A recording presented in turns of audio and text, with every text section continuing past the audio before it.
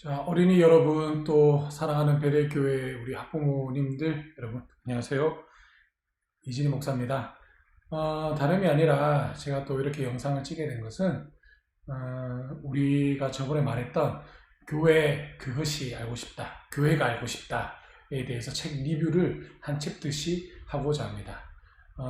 지금 개학이 연기돼서 우리가 또 집에만 있게 되는데 이 시간을 비롯해서 우리가 신앙 도서를 읽으면서 신앙생활을 왜 해야 되는지, 그리고 내가 지금 출석하고 있는, 나가고 있는 기독교가 무엇인지, 또 내가 다니고 있는 베델 교회, 이 교회라는 게 무엇인지를 우리 함께 배우고 또 함께 알아가는 귀하고 복된 시간이 되기를 주님의 이름으로 소망합니다. 그래서 우리 한 챕터씩 같이 한번 보도록 하겠습니다. 자, 첫 번째 챕터에 보면 교회가 건물이 아니라고요? 라고 이렇게 이야기합니다. 그렇습니다. 교회는 건물이 아닙니다. 많은 사람들이 교회가 건물이라고 생각합니다. 오늘 주인공인 찬호도 역시 교회를 다니고 있는 학생이었지만 교회가 무엇이냐는 질문에 교회가 건물이 아니었냐 이렇게 대답하는 걸 보게 됩니다. 한 번씩 우리 봐볼까요? 자, 찬호라는 학생이 등장하게 됩니다. 자, 우리가 이 장면을 보면 어디서 많이 보던 거죠. 주일날 항상 부모님께서 우리 아이들을 깨울 때 늘 하는 말들입니다. 자, 이런 말이 있어요. 너 정말 안 일어날래? 학교 가기 싫은데. 뭐 이렇게 빙정거리는 게 있어요. 자, 찬호는 다음 주일 교회에 친한 친구를 초청하는 친친 페스티벌에 서준이를 초대했다라고 이야기합니다. 자, 그런데 중요한 건 여기 이 둘 친구의 대화가 보면 서로 교회를 다녀요. 자, 그런데 한 친구는 교회가 큰 교회인 것 같고 한 친구는 상가 4층에 있다라고 이야기합니다. 그래서 이 친구는, 찬호는 상가 건물에 다니는 교회를 다니고 있기 때문에 교회의 친구를 부르기가 부끄러운 거예요. 자, 그럼 왜 부끄러울까요? 교회에 가자라고 이야기하는 데 있어서 찬호는 교회를 건물로 생각했기 때문에 친구를 초청하는데 부끄러웠다는 겁니다. 이거는 신앙생활하는 부모님이나 선생님이나 학생들이 많이 착각하는 것 중에 한 가지이기도 합니다. 교회가 건물이 아니야? 이렇게 많은 사람들이 생각을 한다는 거죠. 볼게요. 자, 여기 또 보면 엄마는 왜 큰 교회 안 다니고 작은 교회를 다녀서 이렇게 이야기하는 거 보니 이 찬호는 모태신앙을 갖고 있는 아이인 것 같습니다. 부모님이 이 상가 건물에 교회를 다니다 보니까 당연히 자녀를 출산하고 이렇게 나오게 되는 거겠죠. 이 학생도 교회를 선택했던 것이 아니라 부모님이 다녔던 그 교회에 자연스럽게 나갈 수밖에 없었다는 겁니다. 자, 그래서 친구랑 대화를 하다가 교회가 건물이 아니라는 이야기를 듣게 됩니다. 자, 그래서 찬호는 우리 교회는 상가 4층. 근데 교회가 건물이 아니라고? 자, 그래서 이제 큰 아빠에게 가서, 시연이의 큰 아빠 송태근 목사님에게 가서 교회가 무엇인지에 대해서 물어보게 됩니다. 자, 교회는요, 우리가 흔히 알고 있는 교회는 건물이 아닙니다. 자, 송태근 목사님이 이야기하는 게 18페이지, 19페이지에 나오는 건데요. 교회는 건물이 아닙니다.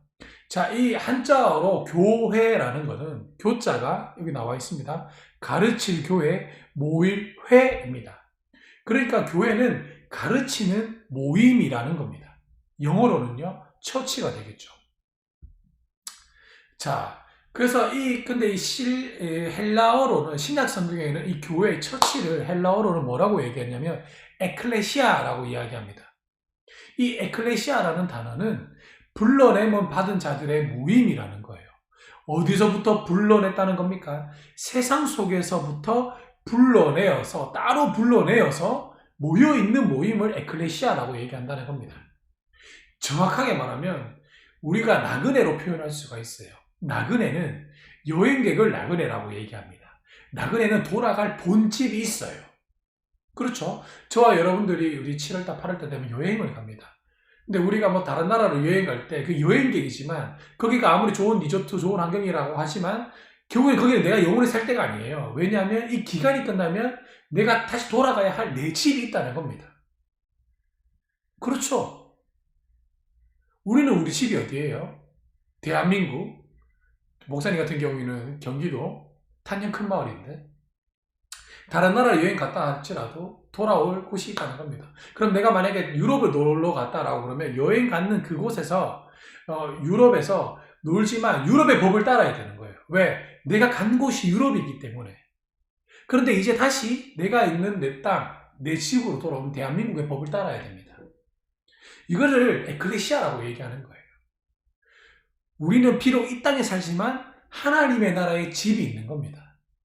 그렇기 때문에 우리가 불러내었다는 거예요. 세상에 살지만 세상으로부터 떨어져서 하나님의 나라에 들어가는 사람들끼리 모여 있는 것이 교회라는 겁니다. 그렇기 때문에 우리가 세상 속에, 우리가 하나님의 나라에 속한 사람에게도 불구하고 우리가 이 땅에서 세상에 살아가기 때문에 세상의 법칙과 세상의 법도와 세상의 규칙을 따라 살아가야 된다는 겁니다. 이걸 기억해야 돼요. 교회란 에클레시아, 불러냄을 받은 자들의 모임이라는 사실을 기억해야 됩니다. 자, 그래서 이 교회에 대한 하나님의 설계도가 있는데요. 신약 성경에서 교회에 대한 예수님께서 교회를 만들겠다라고 말씀하신 부분이 뭐냐면 마태복음 16장 15절에서 19절입니다. 여기 보면 제가 읽어드릴게요. 이르시되 너희는 나를 누구냐 하느냐. 시몬 베드로가 대답하여 이르되 주는 그리스도시요 살아계신 하나님의 아들이시니이다. 예수께서 대답하여 이르시되 바요나 시몬아 내가 복이 있도다. 이를 내게 알게 하니는 혈육이 아니요 하늘에 계신 내 아버지시니라. 또 내가 내게 이르노니 너는 베드로라. 내가 이 반석 위에 내 교회를 세우리니 음부의 권세가 이기지 못하리라. 내가 천국의 열쇠를 내게 주리니 내가 땅에서 무엇든지 매면 하늘에서도 매일 것이요 내가 땅에서도 풀면 하늘에서도 풀리리라 하시고, 여기에 교회의 키워드가 있고 하나님께서 교회를 만들고자 했을 때 그 4개의 설계도가 있다는 겁니다. 하나씩 찾아볼게요. 자, 여기 보면 예수님이 물었어요. 내가 누구라고 생각하느냐라는 예수님의 질문에 첫 번째 베드로가 이렇게 대답합니다. 주는 그리스도시요 살아계신 하나님의 아들입니다. 예수가 누구냐라는 그 정체성, 아이덴티티를 고백하는 거예요. 그러니까 우리가 이 그리스도인이라고 얘기하는 건 예수를 믿는 사람들이라는 겁니다. 그럼 내가 믿는 예수가 도대체 누군데를 알아야죠. 그 예수는 그리스도시며 살아계신 하나님의 아들, 유일한 독생자라는 겁니다. 베드로가 이 대답을 했어요. 이 대답 위에 예수님이 뭘 세우겠다? 교회를 세우겠다. 그러니까 이 고백을 하는 자만이 교회 성도가 될 수가 있는 겁니다. 그게 첫 번째 퍼즐이에요. 두 번째. 자, 그럼 두 번째 퍼즐이 뭔지 또 찾아보도록 하겠습니다. 두 번째 퍼즐은 교회를 누가 세우느냐 이겁니다. 예수님이 말했습니다. 내가 이 반석 위에 내 교회를 세우리니. 내가는 누구일까요? 예수님입니다. 교회는 예수님의 교회라는 겁니다. 예수님의 피값으로 우리를 샀기 때문에 저와 여러분들은 내게 아닙니다. 예수님 거가 되는 겁니다. 우리가 마트에서 장을 막 봐요. 근데 이 장을 봤다고 해서 이 물건이 내 물건이 되는 게 아닙니다. 마지막 관문이 있어요. 카트기에 내가 사고 싶은 물건을 담고 그리고 어떻게 해야 됩니까? 마지막으로 캐셔를 지나가야 돼요. 돈계산을 해야 돼요. 돈계산을 마쳤을 때에 비로소 내 물건이 되는 겁니다. 왜? 값을 주고 지불했기 때문에 그래요. 예수님도 마찬가지입니다. 교회는 예수님이 피값으로 산 것이기 때문에 교회는 예수님의 교회가 된다는 것입니다.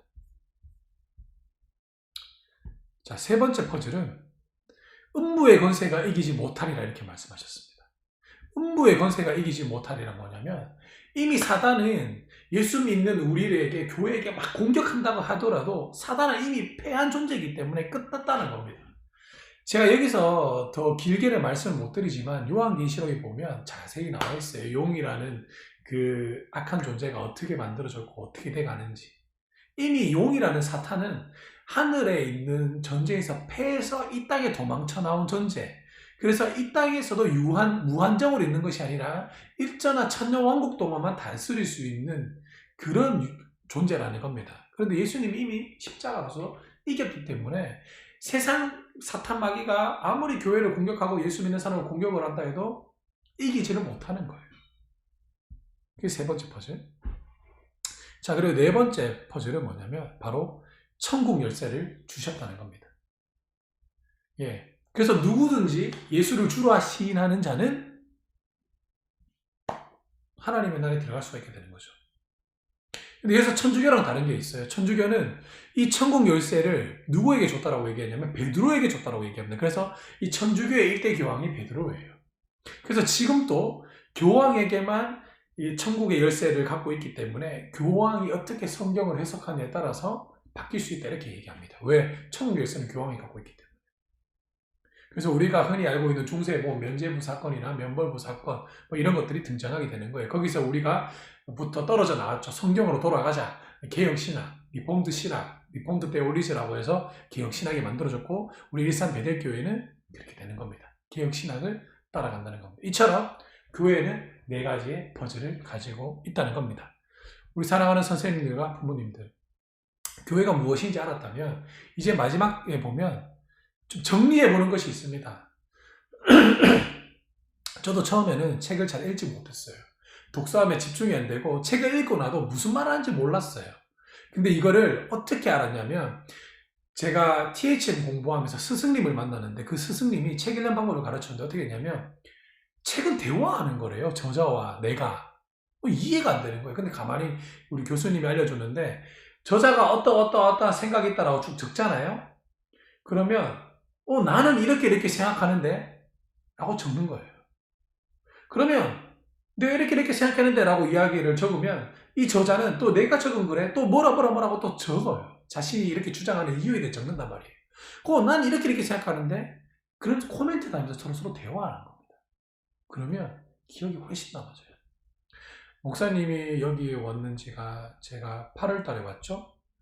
8월 달 와서 9, 10, 11, 12, 1, 2, 3, 한 정도 7개월 정도 됐는데요.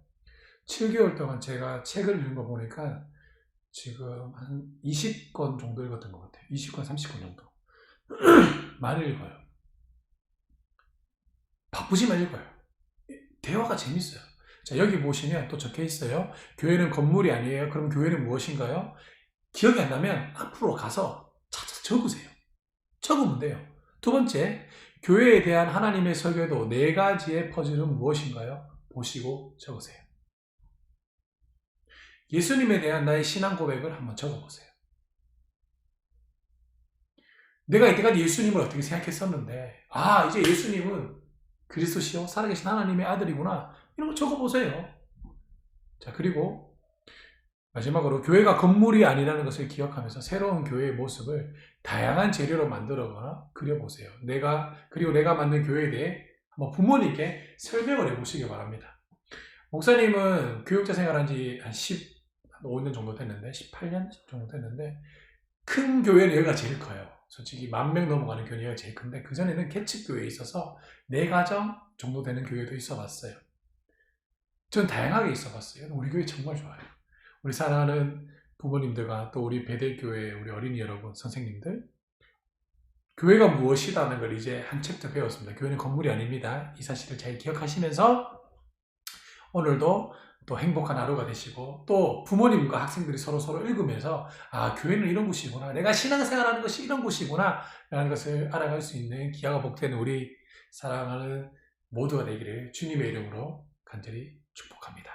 한 가지 부탁드릴 게 있는데요. 구독과 또 알람, 좋아요를 꼭 눌러주시기 바랍니다. 왜냐하면 제가 지금은 이게 독서로 또 이렇게 올려드리겠지만 나중에 되면 부모님들하고 실시간 유튜브로 제가 채팅도 하면서 신앙 상담도 좀 할 생각도 있습니다. 그렇기 때문에 꼭 구독과 알람 그리고 좋아요를 눌러주시기를 바랍니다. 그러면 다음에 또 뵙도록 하겠습니다. 안녕, 건강하세요. 제가 늘 기도하도록 하겠습니다.